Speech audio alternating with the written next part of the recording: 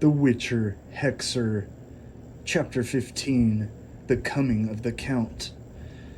Queen Cyree was never seen again, as she went into seclusion.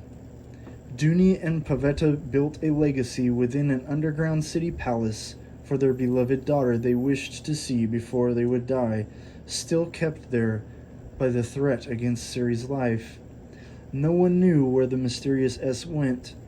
There was a new darkness that had overtaken the forest castle. The evil man who carried with him the darkness of the heavens that fell upon the earth had invaded the palace hall. He came robed in red, with shaven head and goatee on his high horse. There, with many burning torches of bright orange-red fire that were dipped and enchanted with demonic blood, the Count brought and plotted the end of any sort of peace in the land. He spoke with the new rulers inside and listened to the news he was unaware of. After the demise of Sintra and Queen Calanthe's death, the Emperor sent his governor, who introduced a new order, whereupon the barons mutinied.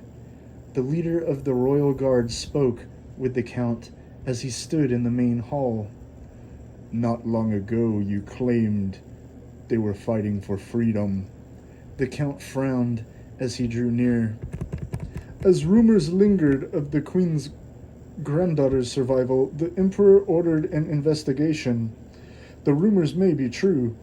The head guard, who was advisor to the appointed king, spoke with a meekness about him, along with bad posture, from a heavy gold chain around his neck. The Count thought of these words as this fool of a temporary king smirked. This was the first anyone had heard the tightly kept secret about Ciri's escape. Within the royal quarters, it was said that she died with the leaving of S, or that the druid of the underworld simply took her. The Count knew better. The Count knew that more or less the mysterious creature would resurface just as he did, and understood they simply traded places. As the Count went forward in the light of day, out of his secretive rituals behind the scenes, S went to plot and plan a clever return when the time was right. S knew that the little girl Ciri was becoming a woman soon, and that these were the critical years she needed to be alone on her journeys in the quest to obtain her maximum potential for all accessible powers she could possibly obtain. This was absolutely necessary for the human weapon she would become, to be coveted by everyone within the self-centered sides of evil black magic. Ciri could either restore peace by fighting the evil that comes from the portal vortexes brought on by the conjunction of the spheres, bridging worlds, or the other option, the Count hoped to manipulate into power which any decent soul wished not to utter. The Count circled around the lead guard, who was this trusted advisor within the hierarchy of the forest castle. He then paced and sat in a chair close to the appointed king, leaned forward, and put his black glove balled in a fist under his smug chin. You're sure of the news? The Emperor is worried. If the barons catch the child, this will spell war. All tribes of elves and dwarves will join them. They believe that in the girl's veins flows the holy blood of their ancestors. The appointed king gave all he knew, as commanded by S before he left into the wilderness outside of the forest castle. The Count held his head down, pinching the corners of his eyes with his thumb and index finger, closing his eyes as if fighting a coming headache. I see. The foolish appointed king, thinking he's wise, answered the Count in haste. The Emperor wants her in Nilfgaard as soon as possible. The Emperor was not there in battle during the Divisional War in any battle, and his lacking presence made an impact on everyone, giving mixed impressions as to why. I don't understand. The Count genuinely looked puzzled at this notion from the appointed king. You may indulge in conjectures. The self-righteousness made the appointed king indignantly turn his face slightly away from the Count, and this subtle disrespect made the Count sigh with realization. The Count put his black-gloved fist up next to the side of his face as he began a proposed inquiry. The Emperor has a wife, but is childless. The Count snapped his fingers, and the advisor with the large golden chain around his neck drew near. Exactly! This, Count, is politics.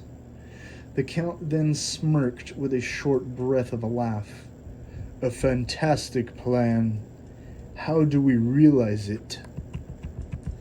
The Count then stood up from his chair and circled behind it to speak his thoughts.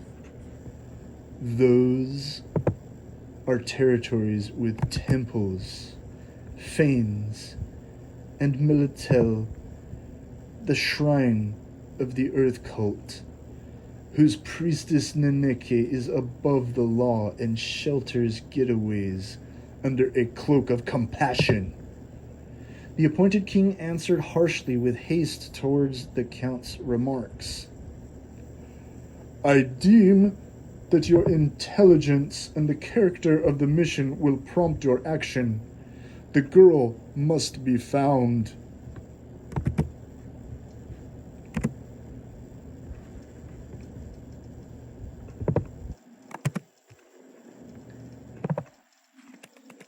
After this, the Count could say nothing more, leaving the appointed king to his last word on the matter.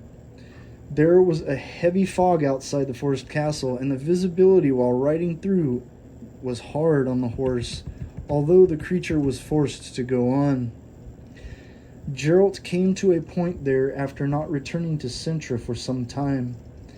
Yennefer let him know that S was no longer there, and the spell had been lifted around the borders of the forest castle. This was all she learned to tell him before he went alone to face danger by himself, if need be, which he suspected. His horse stopped, and Geralt had to hop off into the muddied wetlands. Geralt took his cloak and waved his left arm, waving the misty fog to see abroad the landscape. He sensed something there. The stalks of wheat and grass were moving quickly from something running low to the ground, making the pattering sound of fast-moving paws. The reeds were shaken, and the misty wind in the fog scattered their wet, loosened fibers around in the air like moist dust. Geralt of Rivia had to walk in the shallow area of this dark, foggy swamp. He had to draw his sword once he got close to whatever kind of this unseen creature was that made his beloved steed stop in its tracks. A monster from the swamp jumped out of the dark water next to him, biting next to his eye, nearly removing it with the quickness of a frog's tongue. Only this monster had the jaws of its mouth located at the end of its tongue.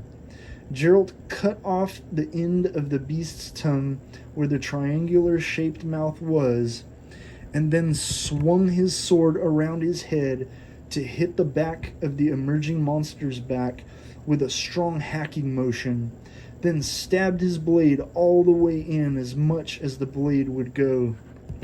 The creature was dead, and he realized where he was, as he could see just enough in the blur of the thick fog.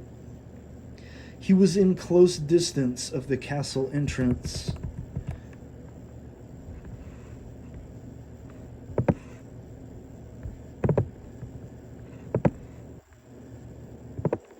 Geralt rode close to the gate enough to see clearly he was there, and his horse stopped quietly.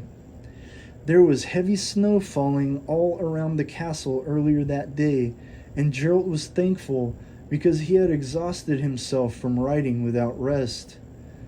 When Geralt saw the soft snow in front of the gates, he drooped off his saddle and made himself fall off his saddle to lay in the soft cushion of that welcoming, well-piled snow.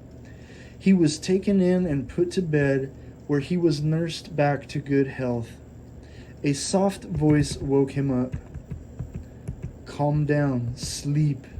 The soothing voice was a young blonde girl with the face of an elven angel, and she petted Geralt's hand, calming him back to sleep. This little girl, not yet a woman, was acting like an experienced maiden, having prepared stovetop remedies. She filled a bowl, put a spoon in the little ceramic pot, and brought it to Geralt once he woke from his tired slumber. With a straw, she woke him to talk. She held her thumb at one end of the straw to hold some warm tea to drop in his mouth. "You hear me? Do you understand?" the little girl asked politely and softly by the bedside. The little girl then went away in a hurry, and it made Geralt sit up to look. He didn't realize what she was doing until the smiling woman came in through the double doors. "At long last, I had to open your wounds and heal you anew. Who hacked you down so? A bunch of vampires?" The motherly woman tended to Geralt kindly. "It was in the marsh, mother. I was too slow." Geralt regressed to being a child in the care of his mother and his tired mind. The motherly woman sighed, and Geralt said, "Thank you." She smiled down upon him with gentle care. "Thank the others, too. It was a joint effort. You have the body of iron. Now you'll recover soon." She brushed her hand over Geralt's forehead as he sat up to ask, "Who was that little girl?" "Ciri? An orphan like many of them here," the motherly woman kindly answered while checking Geralt's wounds.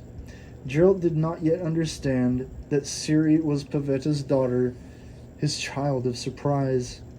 S used all his power he could to keep her away from Geralt, and to keep the secret of her existence secret to everyone, but even still, Geralt's heart as the lone white wolf, which Yennefer always recognized, had led him to Ciri, as true fate allowed.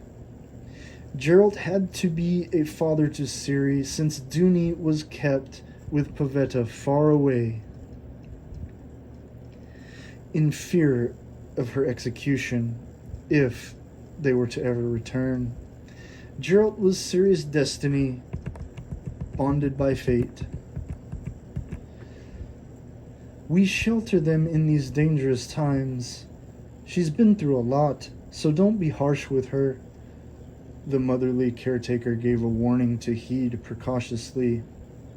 Meanwhile, the Count spoke in secret to a promising apprentice in his teaching. "Only you know that the Order won't ever have such a chance. We may build our own principality someday. We need a monster in a human body who wreaks havoc and death, knows no mercy, but only hatred." The young man gave valuable information to the Count. "A woman prowls the sodden mountains, Zezba by name, as she impales people. Said to be driven by demons and tainted by the black sun. They also say she's Renfri, Princess of Craden. As a child she ran away from the court only to join the 7 gnomes of Mahakam. They rob merchants. She's suspected of monstrous crimes. She has no mercy." The Count rose from his seat in his room and told this young man, "Bring her here." The motherly caretaker who looked after the orphans came to a boy, startling him, saying, "I've released you from your vow of silence, yet you're holding back something." The boy looked scared to speak, and only moaned and groaned with widened eyes, looking behind the caring woman. Again, she spoke to the boy, this time putting her hand on his shoulder. "Is it so bad? Tell me." "I saw rack and ruin, fire and death." The boy looked like he turned into a ghost, the way his eyes were sunken in with dark circles. "Where?" the motherly woman simply asked. "Here." The boy looked behind her as the woman also turned her eyes away in disbelief. "I don't believe it. Come, let's pray." She took him with her hand on his shoulder and walked with the boy to guide him as he spoke of his strong vision. "My ladies, something binds them, Gerald and Ciri," the boy said to her bluntly. She replied, "I know what, but he doesn't. Don't tell him anything." The seer boy spoke with grave concern. "Ciri must leave as soon as possible. Don't neglect it, please." The woman caretaker let this be known. "I'm not. I've sent a letter to the prince and am waiting." Geralt was out in the snow again, accompanied by Ciri, and she spoke sweetly to him while he tried to gain his strength of mind and body. "Don't be scared of humans. I'm one too, just like you. Come." Ciri picked up snow and threw it at Geralt with a giggle. She kissed his cheek as a daughter would kiss her father and said, "I like you, Geralt." Geralt covered her shoulder as a good father would make sure their child was covered enough to stay warm. The Count was ready to address himself to the motherly caretaker woman as he went with his most trusted apprentice and gave his name. "I'm Falwick, Count of Moen, and this is Tylis of Dorndal. We've been waiting for you. Your noble knights of the Order of White Rose are at the service of our lord, Prince Hereward. Your chapter tries to solicit him for lands." The woman sat with 4 robed women behind her as her trusted servants, while Geralt walked around them to the forefront, next to the woman's side, to make his presence known. "Thanks for your care. We've just received them. Our sovereign lord has sent us to inspect the temple. We here are of elves and non-human creatures sheltered here. The Hexer must leave the temple too." The Count gave outrageous demands as a commander to this woman's household. "You want to disgrace the oldest cult in these parts? A military inspection? There's no war here. The prince couldn't have given such an order." The woman calmly spoke, yet it angered the young apprentice to the Count, as he had to hold him back while he tried to move forward aggressively towards the woman with Geralt by their side. "How dare you give a lie to Prince's orders?" The young man changed before them in a hostile demeanor. "Tylis!" the Count then addressed the women. "Do you think that the presence of the Hexer here is out of the ordinary? What's he doing here? Praying?" The Hexer Geralt had been a friend of the temple for long. "He's recovering from heavy wounds." The lady gave a simple, easy-to-understand explanation in response to the Count's prying. Geralt spoke to suffice. "All right, Falwick. I promise to leave these parts in 3 days." The anxious apprentice to the Count was irritated and still uttered his demanding commands. "You leave at once, and we'll inspect this place." Geralt gave an intimidating steps forward. Yet the two men did not budge in their stiff-necked ways. With only the Count to put his hand on the handle of his sword at his hip. I really don't like you. You threatened the woman and me because I'm unarmed. Don't threaten, for you'll be scared yourself. Gerald then walked back over to be next to the women and told them to comfort them with reassurance. If he draws his sword, I'll hit him in the face like the boar he is. Immediately, the eager young man had to open his prideful mouth against Gerald. Your blood will wash this insult. I'm waiting outside the gate. The young man threw off his glove in a fit, and the lady of the house, still sitting calmly, spoke to him seriously. You dropped something, son. Pick it up. Don't trash this place.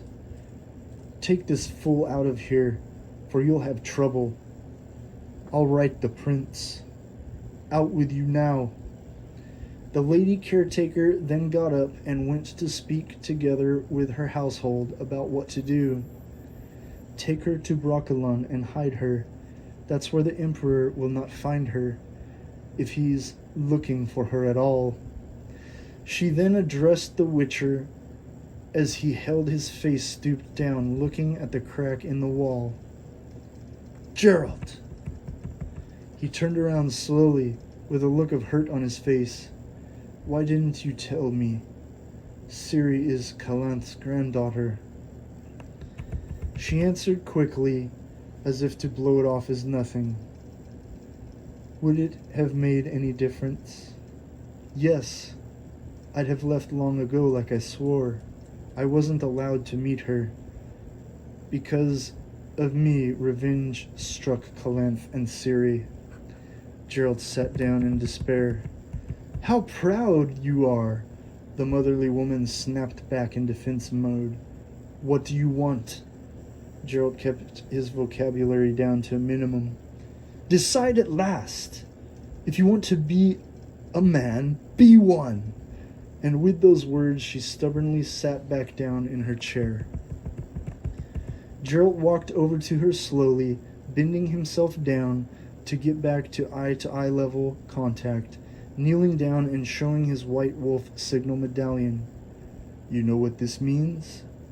I used to kill people, but only in self-defense. Now I'll have to. The lady interrupted as she clearly understood Gerald's insinuations. Yes, if necessary, if the cause is right. All right. I'll carry her away come morning. Gerald listened to her pleas for his available help. The lady had something else in mind. Not yet. You'll carry a letter. We must be sure she'll be welcome and hidden away. The seer panted like a dog, sweating in bed from what haunted those horrific visions of shocking bloodshed. Gerald went outside to talk with his child of surprise. Ciri! Gerald stood leaning against the doorway arch to the right, looking down at her. What are you doing here?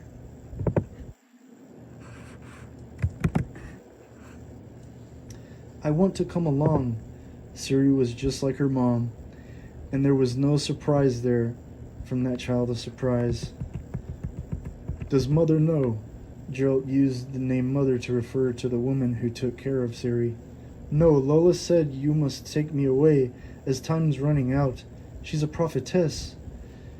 Ciri talked of the seer boy as a girl because this is how Lola, that troubled seer, led her to believe, like most everyone else. Am I going to kidnap you? Gerald asked in seriousness in such a dark moment.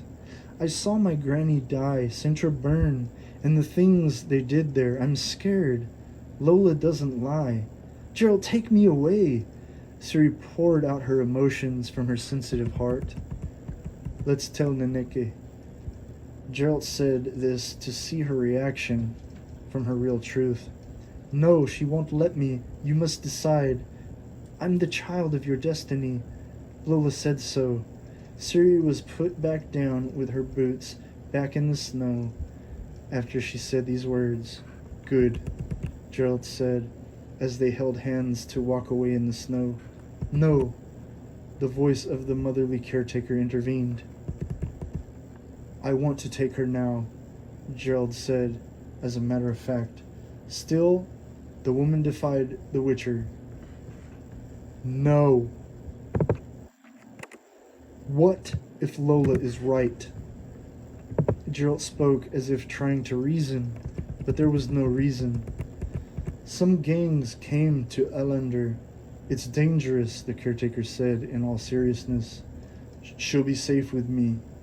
Geralt walked forward to the woman as she stood atop the steps. No, she simply said. You decide. Geralt turned his back, as did young Ciri. Geralt walked away as Ciri watched in the light snowfall. She watched him ride away on his horse. Geralt rode with his head down in solitude. He stopped to curse at the curse that waited for him. Damn it, Geralt said out loud as he was stopped by a barricade consisting of the Count holding his hand up in front of his knights. The Count dropped his hand and told Geralt, You finally got from under the priestess's skirts.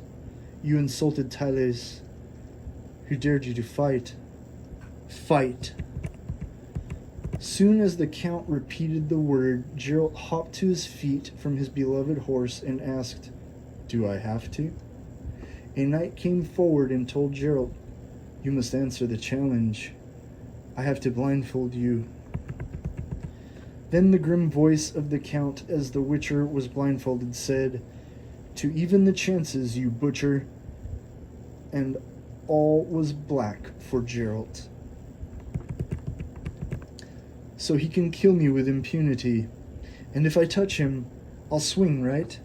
Where's your honor? Geralt spoke to the watching crowd of the Count's knights blindly as this cowardly Tyles charged him with his sword above his head, ready to strike downward. Geralt dodged 2 fast downward swings, and while Tyles fell to the ground a fool, Geralt spoke to the crowd again. Where's that knight left without goodbye? A third time Tyles swung, only this time more wildly, and paid the price. He fell harder in his hurried decision, and while he picked himself off the ground, the Count's knights burst into laughter. The Count himself was not pleased, looking distressed. After the laughter ceased, Geralt taunted Tyles once he got to his feet by saying, I'll let them tie me up, or we won't find each other.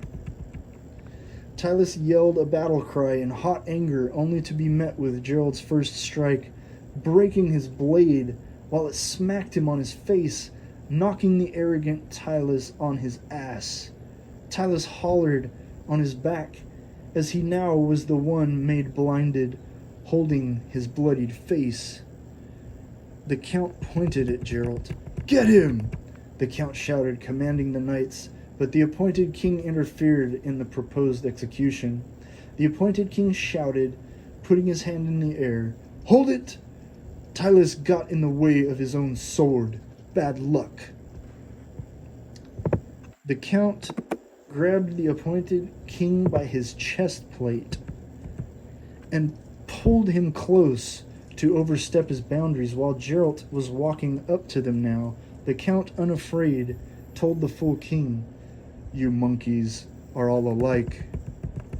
Then the Count pointed in a scolding fashion and told the commanding knight made king, You'll swing, Cranmer, I promise. The Count went on to point his finger at Geralt and told him, And you'll regret it, I swear. Geralt was fearlessly calm and told the Count, "Now you fight. I dare you." The coward replied, "I won't. You're not worth it." Geralt taunted the Count, telling him, "Worth it or not, I can gut you like a hog." The short king named Cranmer acted as if he were lunging forward with his axe to swing at Geralt, but he was stopped as soon as he budged in a flinch, while Geralt told him, "You won't make it, Cranmer." Geralt then asked the question on his mind he did not expect an answer. "Tell me, worm, why did you want Tylus killed?" "You know the Hexer's trade," one of the smugly smiling knights said as they grinned. Nose to nose with the Count, Geralt said in his face, "He didn't stand a chance, like you, Guidon." Geralt smiled, and the Count, shaken, asked as the color left his face, "Who are you?" Geralt looked down on the Count and spoke his truth. "Don't you know the kid that passed the test of the hills that you wanted to kill?" The Count couldn't believe what Geralt told him, and in fear, for the first time in his abominable life, shakily said, "That's you?" "I can kill you, turncoat that you are." Geralt got as close as he could with his words, brushing the cheek of the Count without touching. "You used to kill too. You're a turncoat too, Geralt." The Count did his best to mentally break Geralt, and these words made him step back to think. "The temple's under my care," Geralt said as he walked away, back to his beloved steed. Knights came pounding on the door, crudely shouting, "Open up!" The people of the orphanage were running about in the snow, while the seer was with Ciri in the closed quarters. The seer, with blank expression, stood in front of Ciri to her side and calmly said to her, "Remember, you'll be Queen of Cintra. Yours the same holy blood as Calanth's."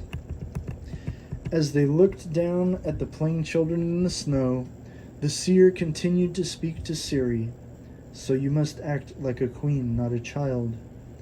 The Count's knights continued to shout as they pounded on the orphanage's doors, yelling, "Open up!"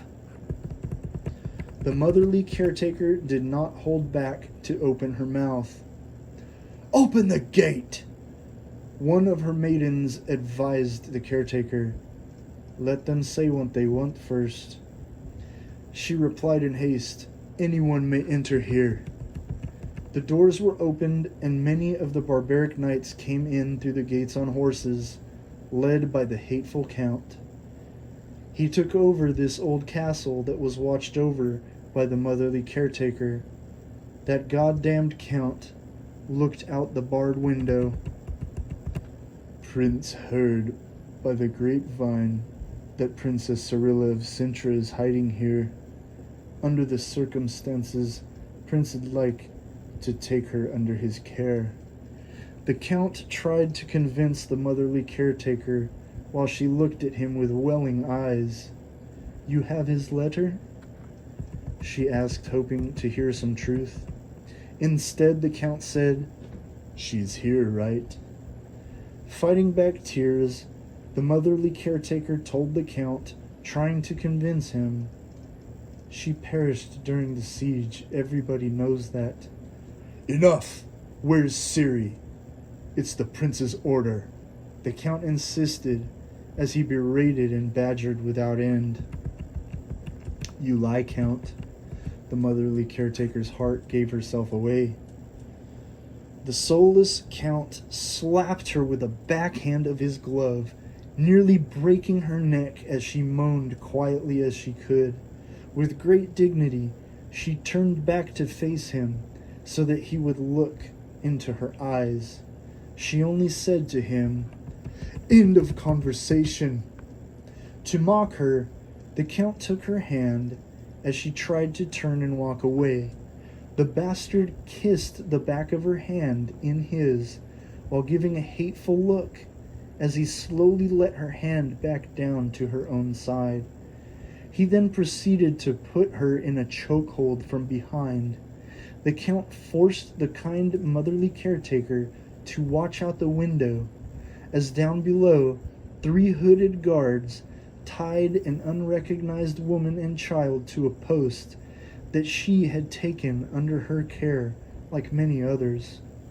The guards of the Count, in their black hoods and red capes with insignia of the ancient black magic practitioners, led ropes around the woman and child, passing the rope from one guard to the other to bind them to this post. The broken-hearted motherly caretaker did not want to see what she was witnessing, but could do nothing but look on. Even as the Count released her from the chokehold, he held her in from behind. He let her go to speak to the many cloaked maidens who served together in the castle-turned-orphanage. Each and every one of the noblewoman's eyes were facing down in mourning, looking at the ground. The Count, unsatisfied with their non-eye contact, still spoke. "Is Princess Cyrilla of Cintra here? If so, I must take her away. I'll stop at nothing." The Count put his hand in the air while going to the window to give a signal to the crossbowmen. The women with the young girl did not allow the ropes to bind them, as she clung to the little girl in her arms, shielding her eyes from the horror of these 3 crossbows pointed at their faces, only a short distance away, ready to fire as soon as the Count would drop his hand. The Count threatened the women who could not turn their eyes up from the ground. "They'll die, and you'll be watching. Will you have this injustice on your conscience?" The Count looked at the silent women in absolute hatred. The seer began to sing a wordless hum of an eerie tune. Spooked, the Count asked immediately, "Who is this?" And a maiden woman asked, "She's our prophetess."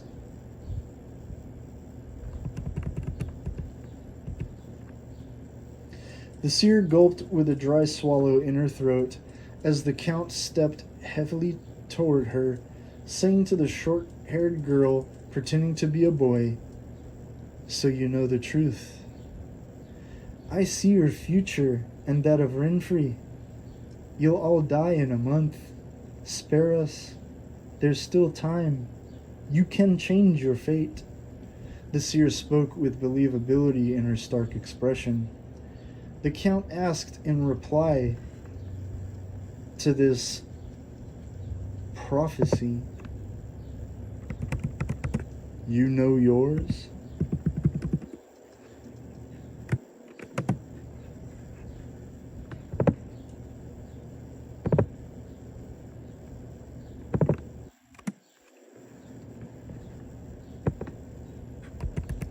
With a smile, the seer said to the Count, "I'll die today, and you soon after me." The bastard Count pulled out his sword from his belt and told the seer, "You're right. You'll die today. Tell me then." The Count's blade was pointed directly under the seer's chin at her neck, yet she remained unshaken, frozen. Ciri came from out of nowhere and stood in the middle of the men, behind the Count, as he was about to kill the seer, when Ciri said without fear, "Leave her alone! Leave her, I said. Call your men and let's go." The motherly caretaker came to young Ciri and put her hand against the middle of her chest while dropping down to her knees to become eye level, asking, "What are you doing?" In her noble wisdom that reached far beyond her years, Ciri told the caretaker mother, "I know I have no choice. I wouldn't live with it." pray for me." Ciri walked away to be taken by the guards of the Count, and the caretaker mother spoke. "Tomorrow everyone will. Kings, princes, barons of Sintra. They'll know you've carried her away, and they'll take up arms all against you." Confidently, the bastardly Count shook his head, then said, "No one will know."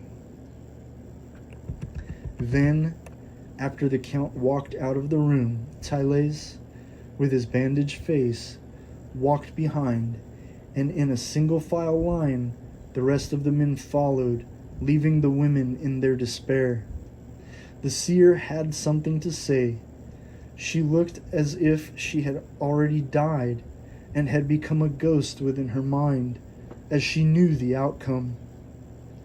The seer went next to the motherly caretaker and stood in front of her to the side in that room of grieving women, and only could say, "What have I done?" The seer wept as she put her eyes on the top of the motherly caretaker's chest just under her collarbones. "What have I done? Run away!" She then began to run through the grieving women with their hoods and cloaks over their bowed heads, and bumped into them on purpose, as to get them to snap out of the sorrowful trance the Count had accomplished by changing the atmosphere with dread. "Run away! Run away!" The short-haired seer girl shouted to them, while they could not muster a move from the room. The seer couldn't stop repeating the words, asking them to run away, and screamed in between her words as visions of impending doom littered her thoughts through clearer visions. Outside the castle-turned orphanage, a commanding sorceress woman directly under the Count came trotting with her horse next to his, as he commanded her to kill, while she smirked. "No one! Understand? No one."